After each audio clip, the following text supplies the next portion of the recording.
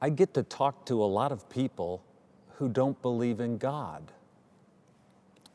When I tell someone I'm a minister, some people reply immediately, I don't believe in God. I appreciate their immediate honesty. It's better than some polite inauthenticity. But I wonder if it's sort of a dare. Am I now supposed to convince them that God is real? But I usually resist that temptation, and I just ask them, tell me about that. Why don't you believe in God? And I generally get 5 answers. There's essentially 5 answers that I get to that question. The number 1 answer is the old man in the sky ridiculousness answer. They say it's silly to believe in an old man up on a cloud, sort of like Zeus, right? And a judging God with thunderbolts. Yes, it is silly. Oh, here's the thing about their answers to me why they don't believe in God, all 5 almost, is they have religious reasons not to believe in God. I know that sounds strange, but follow me. When someone says they don't believe in an old man in the sky, well, the Christian faith itself doesn't believe in that God. The Christian faith and its best theologians have always known that God is inscrutable. God is beyond the human imagination. That's too literal and anthropomorphic an image. God is inscrutable and infinite. God is not a being alongside other beings. God is some mysterious infinity to which we hearken. The Christian faith itself doesn't believe in a literal old man with a beard. That's one of the key ideas behind the prohibition against graven images in the 10 Commandments. Don't make a literal image of God. Any image you have of God, God is beyond that. A second common reason I'm giving for why someone doesn't believe in God is that they've seen religions create so much violence and hypocrisy. That's actually a very spiritual reason. You know, it's the Hebrew prophets. They thought religion can be hypocritical and violent. It's exactly Jesus' response too, actually. He critiqued organized religion for being too violent and for being way too hypocritical. You see, there's almost a spiritual impulse behind the unbelief of these folks. It's really only number 3 that has no connection, I think, to a spiritual value. Some people just tell me they don't believe in God because they just don't really care about that concept. There's a new word out. It's called apatheist. It mixes apathy and atheism. Apatheists. And there really is no spiritual impulse in that for people that just don't care about ultimate questions. That's the hardest one for me to connect to be apathetic about what's the essence of reality. Number 4 typical reason people don't believe in God is they don't think it's scientific. Because science is awesome, right? And science has given us incredible insight into the nature of reality. And so now they think science in some way has made the notion of God archaic. They don't understand, I think, that religions, of course, love science. For science gives us a more accurate picture of God's creation. Galileo said there are 2 great books, the Bible and the book of science, what we're learning about the universe. And I think we don't understand that science doesn't even deal with the ultimate questions like the God question. But some people think science has proven that all there is to reality is matter, atoms bouncing against each other. Now, that's a presupposition of science, that's a model of science, but it's not saying there can't be something more. In fact, all of science itself is known through consciousness. you could just as easily claim that consciousness is primary, and consciousness is where spiritual values reside of love and hope and faith. But the most common reason that people tell me they don't believe in God is that there is so much suffering in the world. And how could they imagine that there's a God when there's this much pain and waste and sadness and despair? This is the most holy reason that I hear, because it's holy. Do you hear that spiritual impulse? To be so deeply impacted and saddened by the amount of suffering in the world, to make the concept of God feel impossible? I'm moved by the beauty of that answer.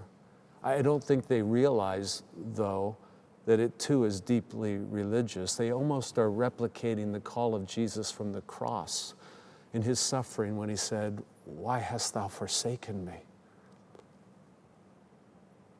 They are almost exactly replicating the disciples' reaction. When they saw the suffering of Jesus, they fled and they gave up. Later, they experienced the resurrection, but at first response to suffering was to lose faith.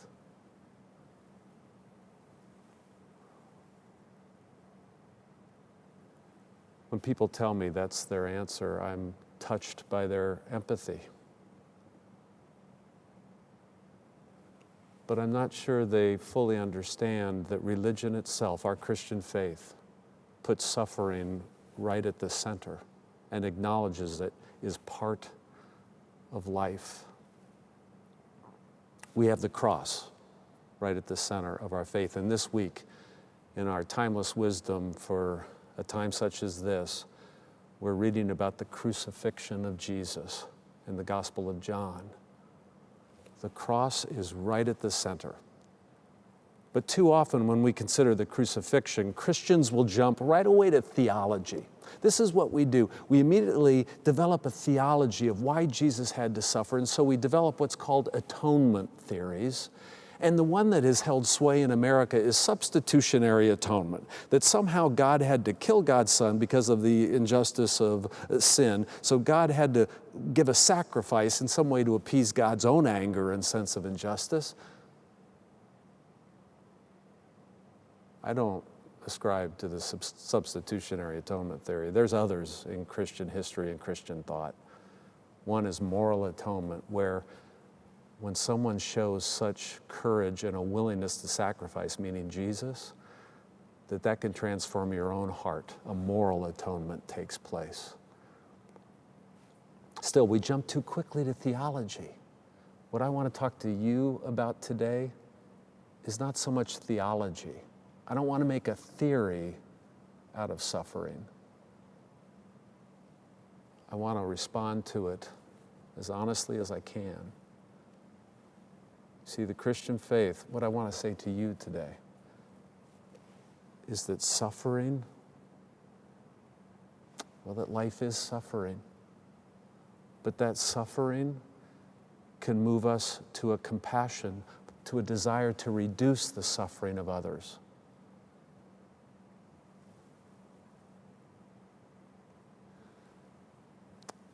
You see, I don't want to talk theology as much as I want to talk about a deep sensibility, a certain approach to life. This is the deep sensibility, that life is suffering, that produces a desire to reduce the suffering of others, a compassion. And then ultimately the cross teaches us that no one ever suffers alone. Do you hear me? The Christ on the cross tells us that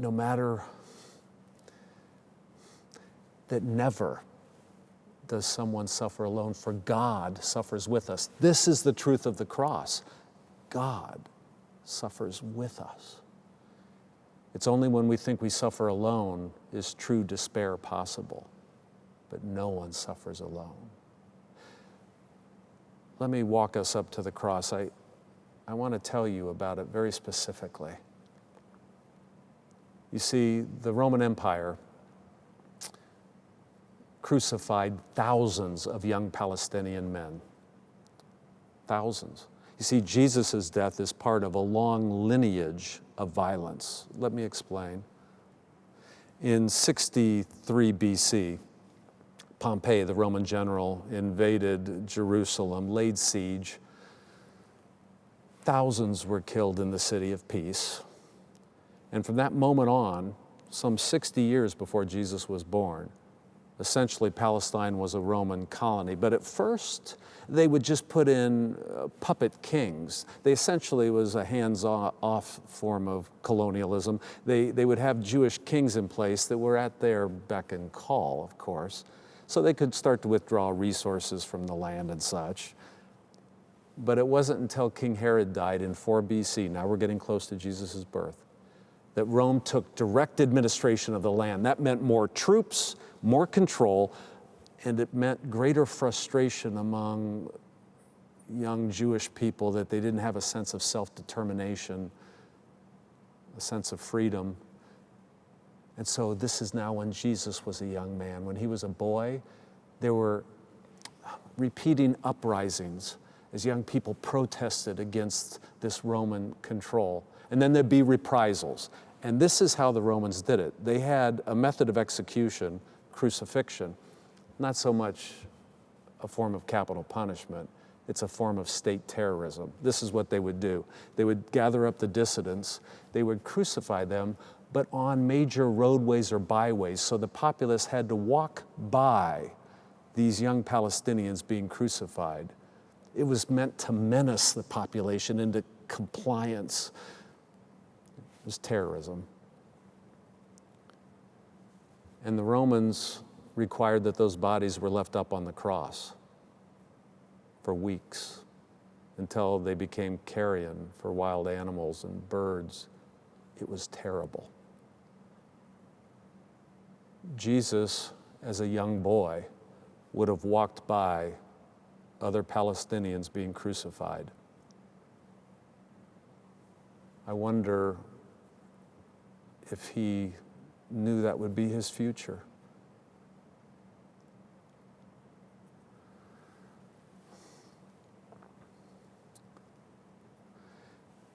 Later in his life, he would walk by no one in pain.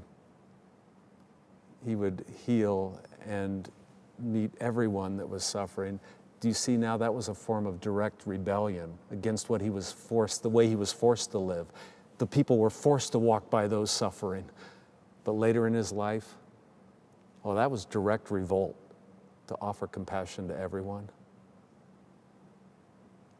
So here we have the cross. And isn't it amazing that somehow the cross of that form of state terrorism becomes our central religious symbol? Isn't it astounding how in the religious imagination it can be transfigured from a method of torture to something that means hope and love as well as suffering? So now we're at the cross, and let me say again what I most want to say to you. That symbol now, the cross, it affirms that life is suffering. That's also the first noble truth in Buddhism, that life is suffering. And Christianity holds that in the image of the cross. For you see, if you deny the reality of suffering and you live in frantic avoidance of all suffering, it creates its own form of suffering. The Buddhists know this, Christians know this. And so without sentimentality, we acknowledge life is suffering.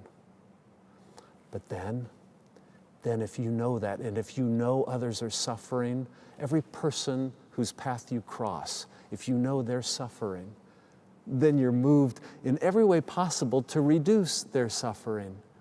Oh, if we hold this to the front of our minds, that when someone is being a little mean to you or acting sideways, if you can remind yourself they're suffering. That's why they're acting that way. Your heart is opened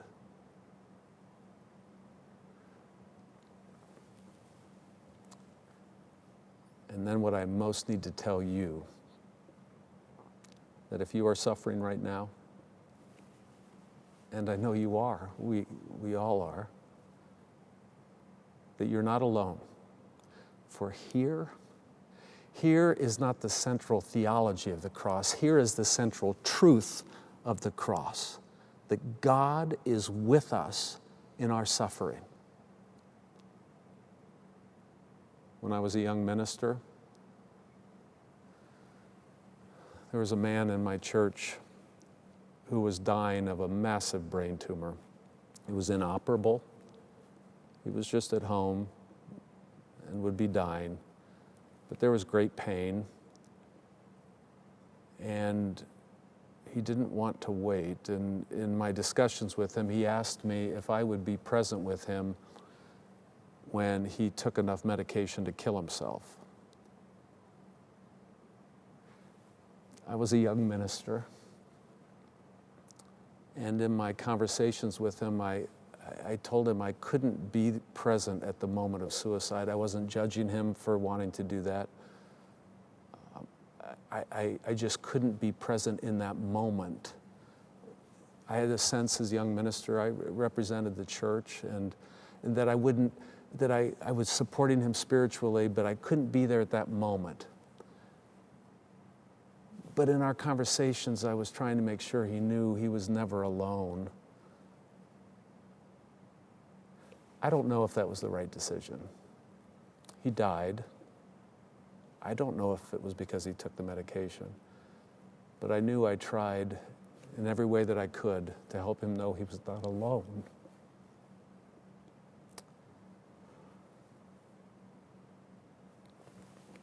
I'll never know if that was the right decision. But I do trust that no one is suffering alone. That's our faith. That's God's love. Amen.